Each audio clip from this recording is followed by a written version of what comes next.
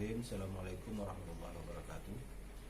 Baik, pada pertemuan kali ini kita akan membahas masalah segmenting, targeting, dan positioning yang bisa kita nyatakan sebagai segmentasi pasar. Segmenting itu merupakan kegiatan membagi pasar ke dalam kelompok pembeli yang berbeda berdasarkan kebutuhan, karakteristik atau perilaku yang memungkinkan atau mungkin membutuhkan bauran produk atau bauran massa yang terpisah. Atau dapat juga dikatakan segmentasi pasar itu adalah kegiatan pengelompokan pasar dari yang bersifat heterogen menjadi homogen, dari yang terpisah menjadi sama. Seperti itu. Kemudian tingkatan segmentasi pasar itu ada 4. Pertama, pemasaran massal, di mana perusahaan memproduksi, mendistribusikan, dan mempromosikan produk secara massal dengan cara yang hampir sama kepada sebuah konsumen. Sementara pemasaran segmen kemudian adalah merupakan perusahaan membagi suatu pasar dan mengadopsi tawarnya agar sesuai dengan kebutuhan satu atau lebih segmen yang ada.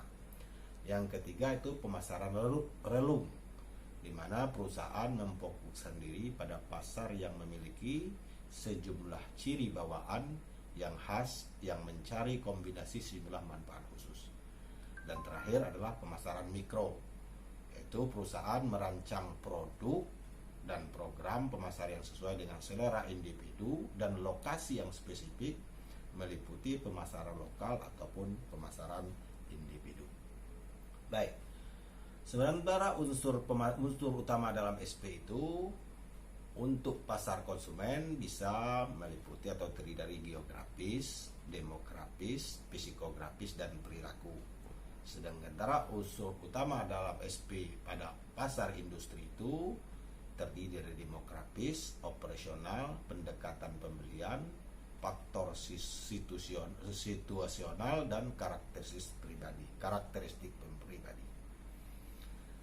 Persyaratan segmentasi pasar itu terdiri dari pertama harus terukur, di mana ukuran daya beli atau profit segmen itu dapat diukur. Artinya kalau menguntungkan, kalau tidak sebaiknya tidak dilaksanakan.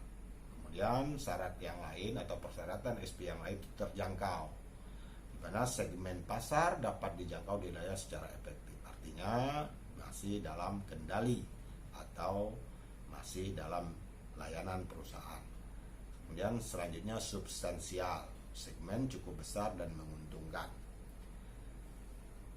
Selanjutnya persyaratan yang harus dipenuhi juga dapat dibedakan. Secara konseptual dapat dibedakan dan menanggapi secara berbeda program unsur bauran pemasaran untuk masing-masing segmen yang akan dilayani. Kemudian dapat diambil tindakan. Percuma dapat dibedakan kalau tidak dapat diambil. Maka yang selanjutnya adalah dapat diambil tindakan di mana program-program yang efektif dapat didesain untuk menarik perhatian dan melayani segmen tersebut.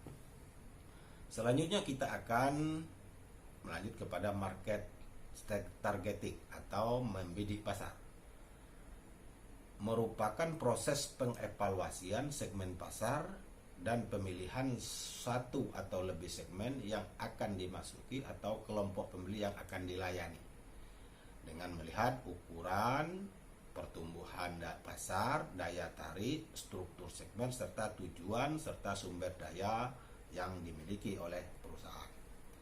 Faktor pertimbangan dalam pembidikan pasar atau target pasar itu adalah pertama sumber daya perusahaan, kemudian keragaman produk yang dimiliki, kemudian tahap hidup siklus produk, keragaman pasar yang ada, kemudian strategi pesaing.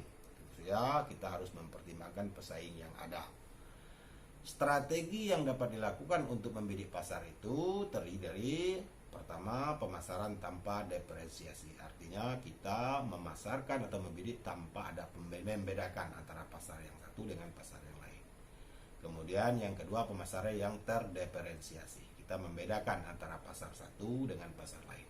Selanjutnya adalah pemasaran terkonsentrasi. Kita hanya membidik satu atau khusus membidik salah satu pasar yang kita kehendaki dan memungkinkan untuk dapat kita layani. Terakhir adalah penetapan posisi pasar, itu dalam artinya market positioning. Pengertiannya adalah pengaturan agar produk menempati tempat yang jelas dalam benak konsumen sasaran dibandingkan dengan produk persaing. Artinya, perusahaan setelah melakukan segmen, kemudian membidik pasar, maka upaya yang harus dilakukan adalah memposisikan pasar, di mana perusahaan harus berupaya untuk menempatkan produk dengan jelas pada benak konsumen. Di mana ketika konsumen ingin membeli, dia ingat tentang produk ataupun jasa yang kita keluarkan atau yang kita hasilkan.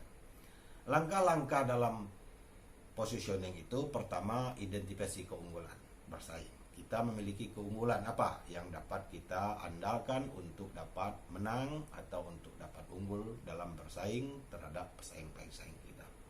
Kemudian setelah kita identifikasi, kita harus memilih keunggulan yang apa yang bisa kita majukan atau kita tawarkan untuk para konsumen sehingga konsumen mau dan tentu saja berminat untuk membeli atau menggunakan jasa yang kita hasilkan. Terakhir adalah memilih strategi.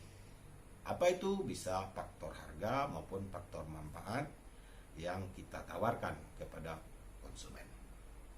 Demikian mungkin pelajaran atau materi yang dapat kita sampaikan pada hari ini, yaitu sekali lagi saya katakan bahwa memang ketika kita akan memasarkan suatu produk atau menjalankan suatu usaha itu, maka yang harus kita lakukan pertama adalah segmentasi pasar.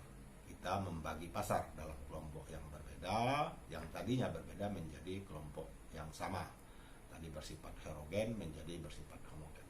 Kemudian kita juga harus memilih pasar yang akan kita tuju, dan langkah selanjutnya adalah kita harus memposisikan produk atau jasa kita di benak konsumen sehingga konsumen ingat akan produk yang kita tawarkan atau jasa yang kita lakukan, sehingga ketika mereka membutuhkan produk atau memerlukan jasa, mereka ingat terhadap produk atau jasa yang kita tawarkan. Terima kasih.